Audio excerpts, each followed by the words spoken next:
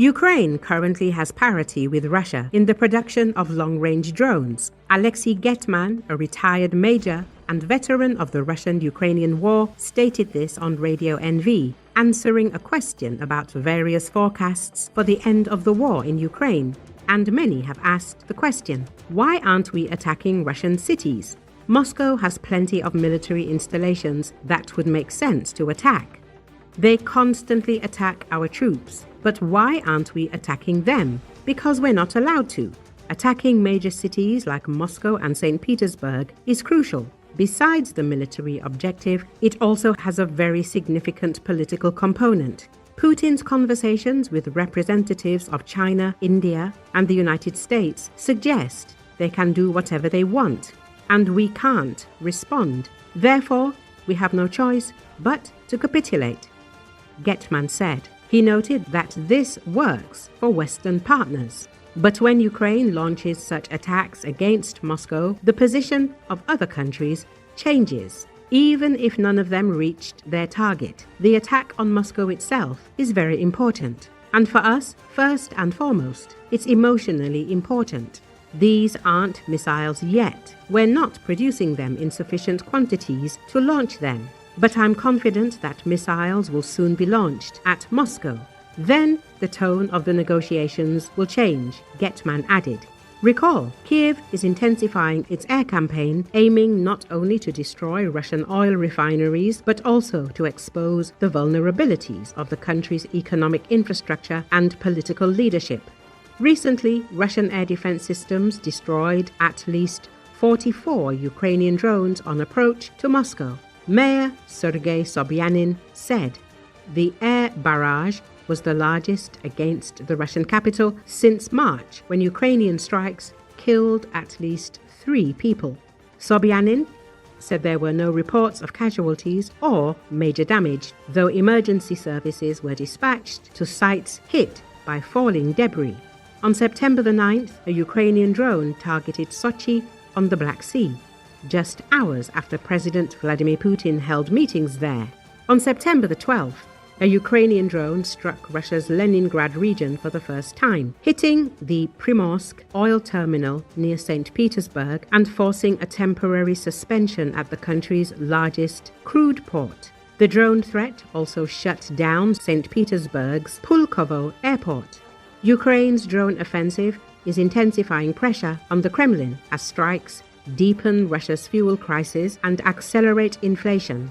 According to September data from the independent pollster Levada Center, a record 66% of respondents in Russia now say it is time to move toward peace negotiations, while just 27% support continuing military action, the lowest level ever recorded. In June, 58% of Russians also cited rising prices as their top concern in an earlier poll, also by Levada Center.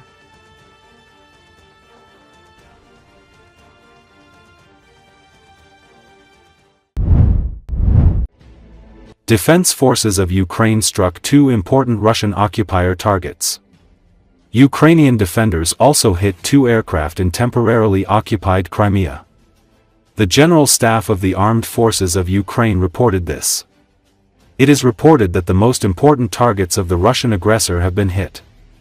Specifically, in an effort to reduce the enemy's offensive potential and complicate the supply of fuel and ammunition to the occupying forces' military units, on the night of September 23, units of the missile and artillery forces and the unmanned systems forces of the Armed Forces of Ukraine, in cooperation with other units of the defense forces, struck a linear production control station in the Bryansk region of the Russian Federation.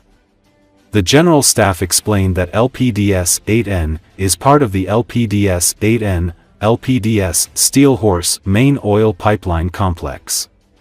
The facility is of strategic importance for supplying petroleum products to the Russian occupation army. A hit to the pump and compressor station, followed by a fire in the area, has been confirmed. A second strike by Ukrainian Armed Forces Unmanned Systems Forces units on the Samara Linear Production Control Station in Russia's Samara Oblast has also been confirmed. This production station blends high and low sulfur crude oil from various fields to produce Urals, the export grade of crude oil. It is noted that the extent of the damage is being clarified. Additionally, hits on 2 aircraft at the Bucha military airfield in the temporarily occupied territory of the Autonomous Republic of Crimea were confirmed. Enemy weapons struck units of the main intelligence directorate of the Ministry of Defense of Ukraine. The results and extent of the damage are being clarified, the General Staff added. As a reminder, the Ukrainian Defense Forces struck a Russian Army drone distribution center and ammunition depot in the temporarily occupied territories.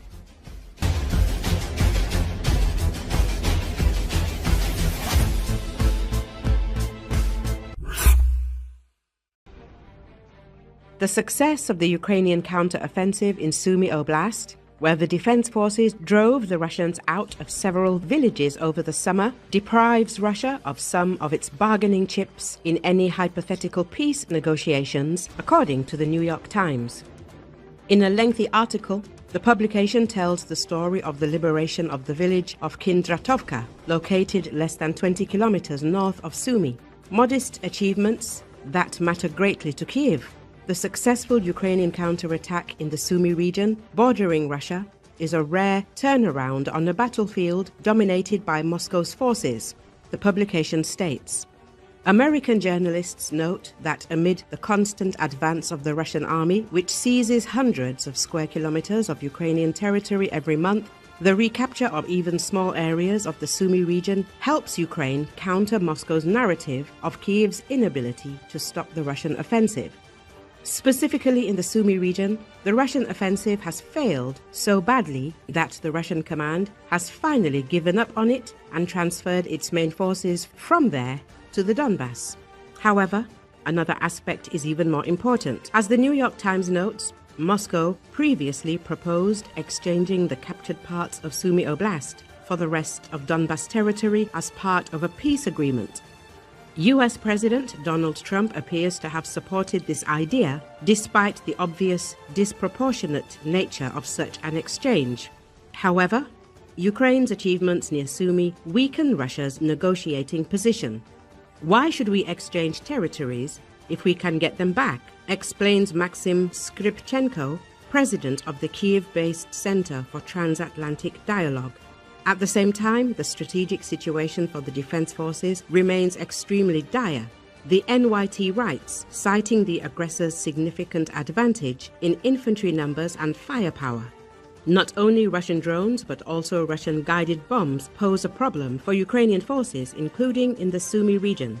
Besides creating real problems for the Ukrainian military, Russia's tactic of bombing every inch of land leads to the complete destruction of the settlements being fought over. The aforementioned village of Kindratovka was reduced to rubble after its liberation. Sumy resident Natalia Biletchenko, interviewed by the authors of this publication, recalled how a colleague rejoiced at the liberation of Kindratovka, her home village. However, this joy was overshadowed by the fact that her home was destroyed. Of course, she was happy, but at the same time she was homeless, without anything, the woman said.